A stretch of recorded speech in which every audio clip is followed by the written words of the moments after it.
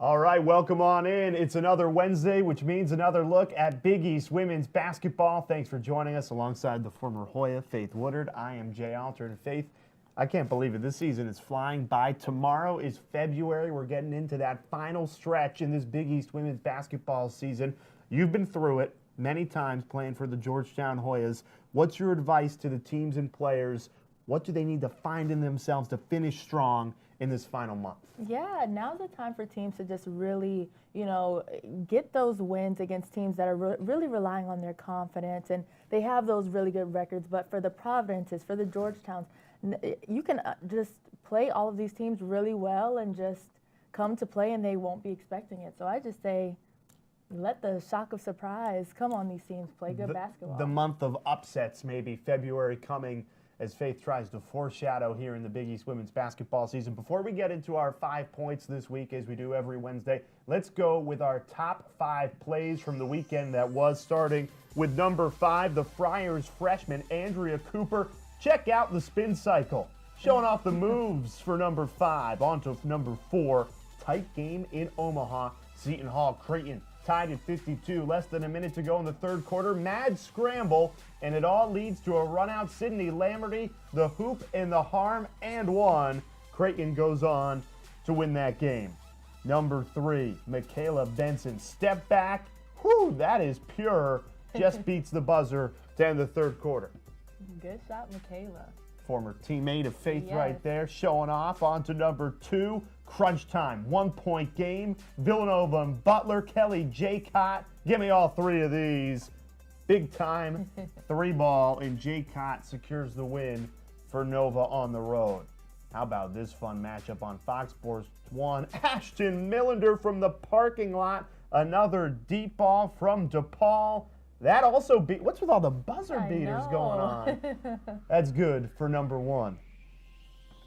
And we are going to talk about the DePaul Marquette game a lot later, but 2 heavyweights year in and year out, it seems, in this Big East Conference, and that was a lot of fun on FS1. Yeah, that was a really good game. I was watching it in my room, just excited to see both of these teams kind of go at it and see who's going to come with the win, and DePaul just did a great job. All right, let's get to our top 5 points, leading us in from top plays, and let's start with number 1. This stat is incredible. Creighton has already played 5 overtime games, including 2 last week, wins against Xavier and Seton Hall. And in that Seton Hall overtime, Faith, they outscored the Pirates 17-0. Crazy. That's unbelievable, but as someone who's played against Creighton, I can tell you that this team just really plays their best basketball in the latter portion of the game. They gel really well together, and whether it's Lamberty or Faber, all of these kids really come to play down the stretch of the game. They're really good three-point shooters. They rotate the ball really well to find the open player on their team, so they just do a great job. Well, with that in mind, this Creighton Blue Jay team, 2 wins last week. They're kind of starting to catch fire here in conference play, and if you look at the bracketology from this past week, Creighton is in the field. That means 4 Big East teams right now: Villanova, Marquette, DePaul, and Creighton, all in according to the latest bracketology. Yeah, that's really huge for our conference, just to have 4 teams representing. And all of these teams, I feel, are really going to do a good job if they do make it to the NCAA tournament. All of these teams, Marquette, Villanova, all of these teams are able to compete with some of the best teams in the country. You have Marquette and DePaul, who are top 20 in scoring offense already in the NCAA. So they're going to do really great things going into this tournament. And of course, Villanova using that really strong, undefeated non-conference schedule to really help them out, because in the Big East, yes, they've lost, but you can fall back on a really strong resume. As for DePaul and Marquette, they are comfortably in the field. Yeah, you have DePaul, who's already been to the NCAA tournament, Sweet 16 not too long ago. Marquette with absolutely great players, and that legacy from Harry at Villanova. All of these teams are in a really good position to make a run in this tournament. Point number 3 this week on our Wednesday Big East women's basketball show: Providence sweeping St. John's. The Friars have had the Red Storm's number this year. They've been tight games down to the wire, but in year 2 for Jim Crawley, Providence getting some wins against St. John's this season. Yeah, Providence has just been, doing a good job, even though they've struggled early on this season. But you know, Yo-Yo, I have to hand it to Yeah. her. She is a player. She's averaged double figures every time she's played against St. John's, and 27 this last time. She's a player that you always have to locate her on the floor. She's a zero gap. She's what we call a zero gap. You can't give her any space because she'll let it fly. In the Big East, is there something to be said for just matchups? You know what? This team may not match up well against a lot of the league, but man, these two teams, they just don't go well together. Clearly, that is it with Providence. Absolutely. You just have some of those teams when you play against them, like you just match their intensity. You're looking forward to those games because you know every single time you match up with one of these teams, that's just, you know, when you play your best basketball. All right, I'm going to put you on the spot. What was a team that you raised your game to, and what was a team that you probably underperformed a little bit and seemed to have your number each and every year? I feel like every time I played St. John's, they just always had my number. I don't think I ever played good against St. John's ever, but Seton Hall, every time I played Seton Hall, I just really came to play. I don't know if it was their defensive scheme or whatever, the atmosphere in the gym. I love playing against Seton Hall. And the Pirates, another team catching fire as they move up that conference standings. We're going to take a look at the standings in a little bit, but let's finish our top 5 points from this week in the land of Big East women's hoops. Number 4, I'll tell you, one of the best players in the conference, Alizea Blockton, and now one of the best players in the country. One of 10 finalists for the Ann Myers Drysdale Award, which goes to the best shooting guards in the country.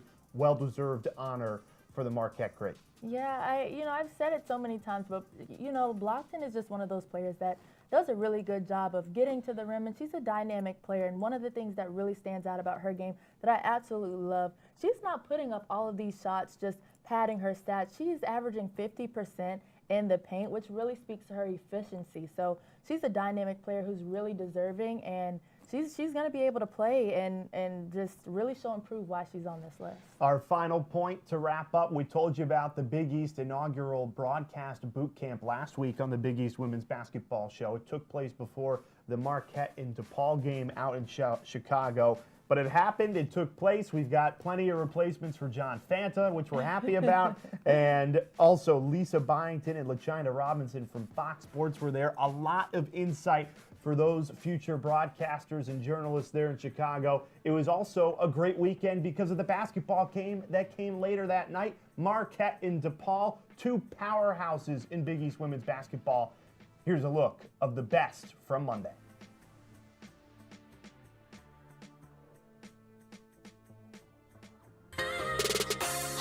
Chicago, Illinois, tucked away in Lincoln Park neighborhood, DePaul Blue Demons looking to defend home court against the #1 team in conference play, the Marquette Golden Eagles.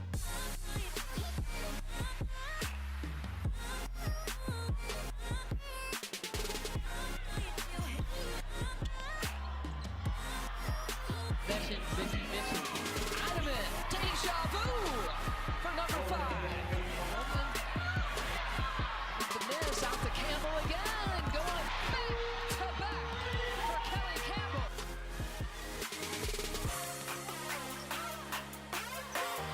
With 8 shooting tonight for Heidemann. Final few seconds before the half. Campbell with the take. They'll count it. Beating the buzzer. King going to work. How about that move? 4-point advantage. 5 seconds in the court. Millinger from distance. She hits. How about that for an exclamation point to the third? DePaul ends the losing streak. An impressive showing by Doug Cotto and the Blue Demons. And DePaul back on top with Marquette atop the Big East standings.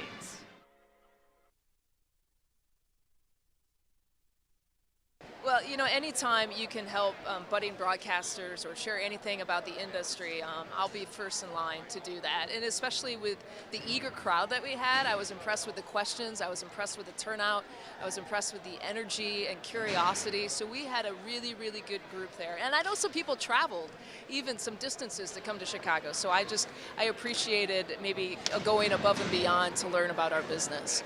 I remember those days of aspiring to be a broadcaster, and you know, one of the challenges is I didn't know a lot about the career path. I didn't know a lot about what I needed to do and how to get into it. So today was something that would have been invaluable to me as I was getting into the business. So it was great just to look out and see all those bright eyes ready to learn, and all the students, and even some aspiring professionals that are already out doing other things but want to get into broadcasting, getting the tools, the resources, the knowledge firsthand that they really need to get into this field. Oh man, it means everything. You know, that's really a big part of what I do every day. I always say I do it for the next up, because I needed Doris Burke to open the doors for me. You know, I needed Carolyn Peck to open the doors for me. And so, you know, the better job that I do, I will be opening the door for the next young woman that comes up to say, okay, you know, we don't have a lot of women here, but I know this woman named LaChina. She did a good job. So let's see if we can maybe test out a woman broadcaster or a female more often than what we're seeing. So it's really important to me. And, you know, also, I love my job. And I want everyone to have that experience and that opportunity to get into a field that they just love, that they're passionate about. I mean, we work 40 plus hours a week. You might as well do something that you truly love.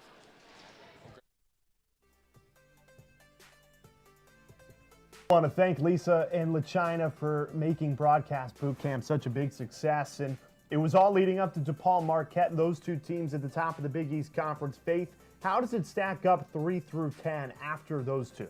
I think a lot of these teams are, you know, right on the bubble of really breaking through that 1 to 2 Big East standings. But Villanova's doing a great job. Creighton's doing a good job. And now's the time for some of those bottom tier teams, St. John's, Georgetown, to really start making some moves. Well, you say bottom tier, but 4 teams tied for 5th. So it's really a dogfight between Seton Hall, Butler, St. John's, and Georgetown. How do teams like that separate themselves in this final month? You got to separate yourself by, one, taking care of your bodies as teams, because this latter stretch of the season is going to really be hard for a lot of teams. But just play your best basketball. Anything that you've been struggling to work on, defensive schemes, now's the time to really perfect those and just get it done moving into the latter part of this season. But really, when you look at Big East women's basketball, only really a month to go in the regular season, it seems like there has been 2 tiers that have separated themselves.